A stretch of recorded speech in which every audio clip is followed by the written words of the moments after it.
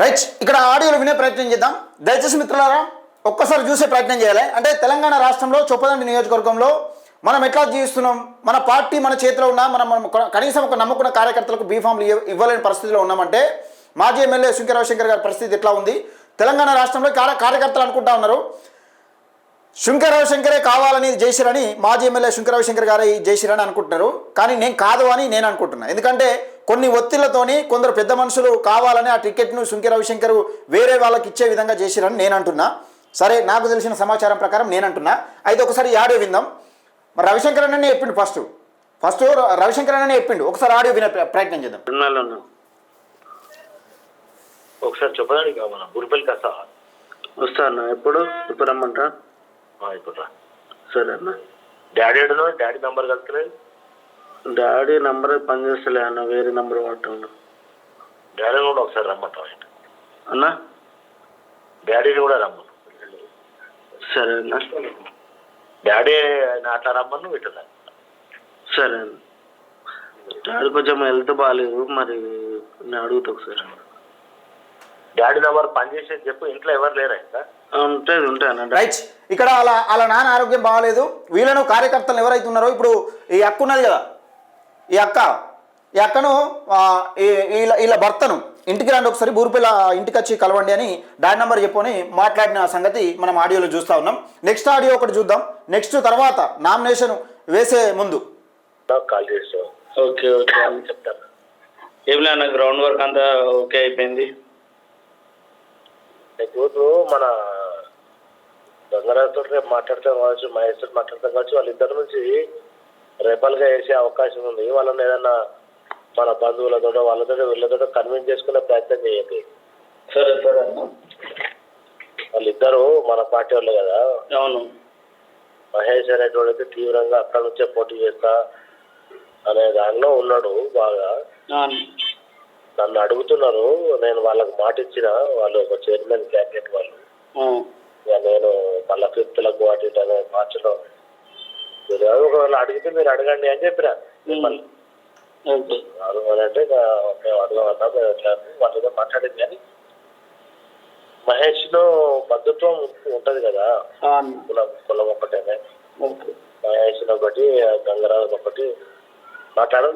మేము మాట్లాడతాము కంప్లీట్ గా. మేము మీ మీదనే వేయడం కాదు, కానీ మేము మాట్లాడతాం. కానీ మీరు కూడా మాట్లాడడం. ఇప్పటి నుంచి నామినేషన్లు ఉన్నాయి కదా, మీ మంచి రోజు ఏదైనా ఉంటే చూసుకొని నామినేషన్స్ వేసేసేయండి.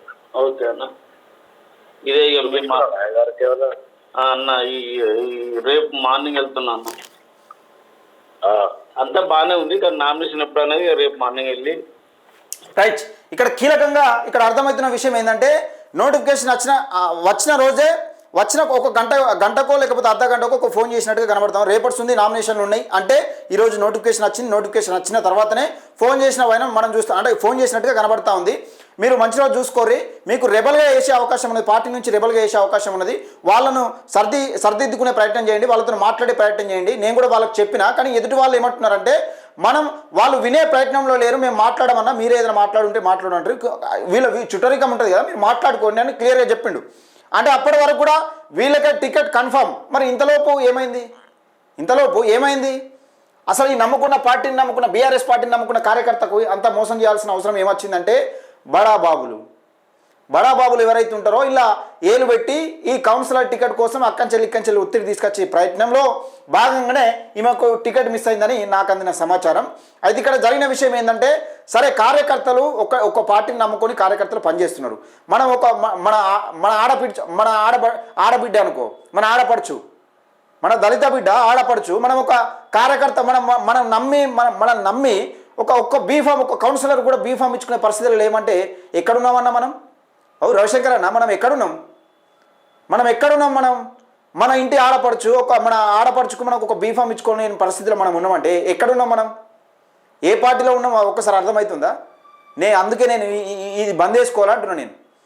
మనం ఇంకా మా సార్ ఏమో చేస్తున్నాను, లేకపోతే ఇంకెవరైనా చేస్తున్నాను.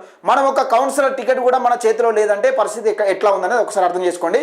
ఈరోజు 4th వార్డులో చొప్పదండి నియోజకవర్గానికి సంబంధించి ఈరోజు రవిశంకర్ అన్న ఏది ప్రచారానికి జరిగిన, మరి ఈమెకు జరిగిన అన్యాయానికి ఇప్పుడు ఈమెకు ఎవరు అన్యాయం చేశారు అనేది కాదు, అక్కడ టికెట్లు కేటాయించేది ఎవరు? మాజీ ఎమ్మెల్యే రవిశంకర్ గారు. ఆయన వెనుక ఏం జరుగుతుంది, ఎవరి పైన ఒత్తిడింది, ఎవరు కావాలని ఈమెను టికెట్ తప్పించి పర్యటన చేసిరు అనేది ఈమెకు అవసరం లేదు కదా. మరి టికెట్ నచ్చ చెప్పుకునే బాధ్యత మీదే కదా. మరి చెప్పిరా, అసలు ఫోన్ చేసిరా మాకు ఇట్లా జరిగిందని చెప్పిరా, ఇంత అన్యాయం జరుగుతుంది, మీకు వేరే ఏదైనా చూస్తామని చెప్పిరా. పోయినసారే మీరు తప్పించిరట ఆల్రెడీ, మీకు మళ్ళీసారి చూసే ప్రయత్నం చేస్తాని కౌన్సిలర్ నుంచి పక్కకు తప్పించారట. మరి ఈసారి కూడా నమ్మబలికి గొంతు కోసినట్టే కదా. ఇక్కడ ప్రచారానికి ఏండు, ఏదో వాళ్ళు రవిశంకర్ అయినా ప్రచారానికి ఏండు. ఈ ఒకసారి చూడురి ఏం జరిగిందని.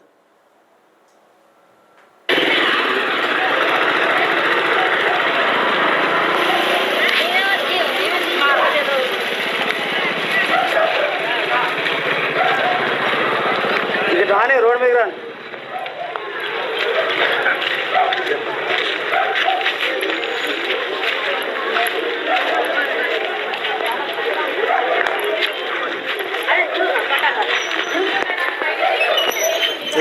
ఈ అక్కనే నిలదీస్తుంది. నేను నిన్ను అడిగినా టికెట్, నిన్ను అడిగినా నువ్వే కదా నాకు చెప్పింది, నువ్వే కదా నాకు ఫోన్ చేసింది, మాకు ఫోన్ చేసింది, నిన్ను అడిగినా మమ్మల్ని ఎందుకు అవమానపరిచినావు అని నిలదీస్తా ఉన్నది. నడి రోడ్డు మీద నిలదీస్తా ఉన్నది. ఒక దళిత బిడ్డ, ఒక మన ఇంటి ఆడపడచ్చు అనుకో. ఒకవేళ నీకు ఇట్లా చెల్లమ్మ ఉంటే నిజంగానే అట్లే ఉంటుంది, అదే చెల్లమ్మని, ఆమెనే చెల్లమని అనుకో, అదే రూపంలో నిలదీస్తుంది అనుకో. మనం ఒక కౌన్సిలర్ టికెట్ కూడా మనం ఇప్పియలేనప్పుడు మన పదవులు ఎందుకన్నా, దేనికోసం అన్న మనం?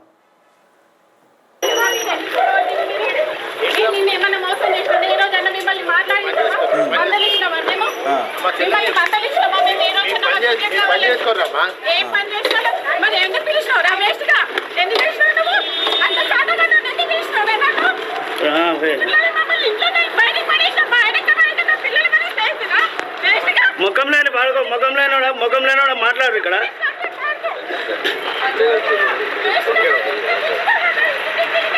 ఏడుస్తూ ఉన్నది, కళ్ళ నిండా నీళ్ళు తెచ్చుకొని ఏడుస్తూ ఉన్నది.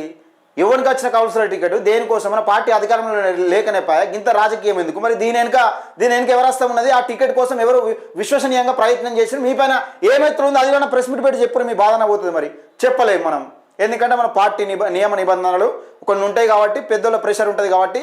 అందుకే నేను చెప్తున్నా, చొప్పదండి నియోజకవర్గం అనేది మనది కాదు, పేరుకే మనది అంతే.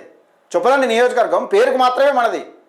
జస్ట్ మనం ఎటు ఆడిస్తే అటు ఆడాలంతే, గంతలనే ఉన్నాం మనం. ఇప్పుడు ఈ కౌన్సిలర్ టికెట్ కన్నా ఇట్లా ఉన్నదంటే మీరే ఫోన్ చేసిరు, మీరే ఇస్తా అని చెప్పారు, మళ్ళీ మీరే అసలు మీ పని మీరు చూసుకోవాలంటే ఏ పని చేసుకోవాలి? ఇప్పుడు ఎవరు అవమానపడ్డారు?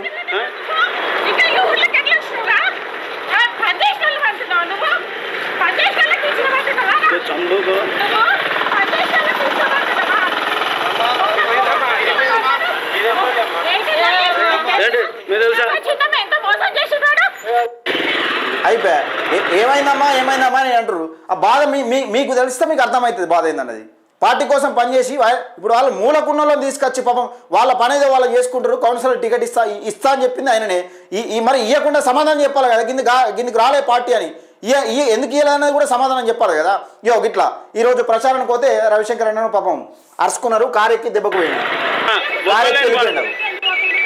తల దాచుకొని పోతుండు, ఇంట్లో పిలిచి ఇంకా నీ పిల్లలని చెప్తాడు, తల దాచుకొని పోతుండు. మన కార్యకర్తలు ఆ కండవాళ్ళు చుట్టుకున్నారంటే మన ప్రపంచం ఒక కింది మీద అయినా మనకి ఏం అంటే మన మీదకి వచ్చేదాకా ఏర్పడదు గట్ల. ఆ బాధ గట్ల ఉంటుంది. మన మీదకి వచ్చేదాకా కండ విడవం మనకు వచ్చిన రోజు తెలుస్తుంది బాధ ఏందనేది. అలా మీదకి వచ్చింది కాబట్టి ఈ రోజు ఏర్పడేది. అందుకే నేను ఒకటే చెప్పిన ఎన్నికల ముంగట, తెలంగాణ రాజ్యాధికార పార్టీ నుంచి ఒక బీఫామ్ వేసుకోరి, అంటే మనం నమ్మకంగా పనిచేసిన మళ్ళీ తెలంగాణ రాజ్యాధికార పార్టీ నుంచి వేస్తే ఇస్తారో ఇయ్యరో బీఫామ్ అని అట్లా నమ్మకం లేపాయి. ఎన్ని రోజులు కాంగ్రెస్ కాకపోతే బీఆర్ఎస్ కాకపోతే కాంగ్రెస్, ఎన్ని రోజులు వస్తుంది ఇవి? దయచేసి మిత్రులారా వీడియోని ఎక్కువ మందికి షేర్ చేసే ప్రయత్నం చేయండి. ఈ వీడియోని ఎవరిని ఉద్దేశించో ఎవరిని కించపరచడం కోసమో కాదు నేను. కాకపోతే విషయం ఏంటంటే తెలంగాణ రాష్ట్రంలో జరుగుతున్నది ఏంటిది, చొప్పదండి నియోజకవర్గంలో జరుగుతున్నది ఏంటి, చొప్పదండి నియోజకవర్గం మీద ఎవరు పెత్తనం చేస్తున్నారు అనేది ఒక్కసారి ఆలోచన చేసుకోవాలి.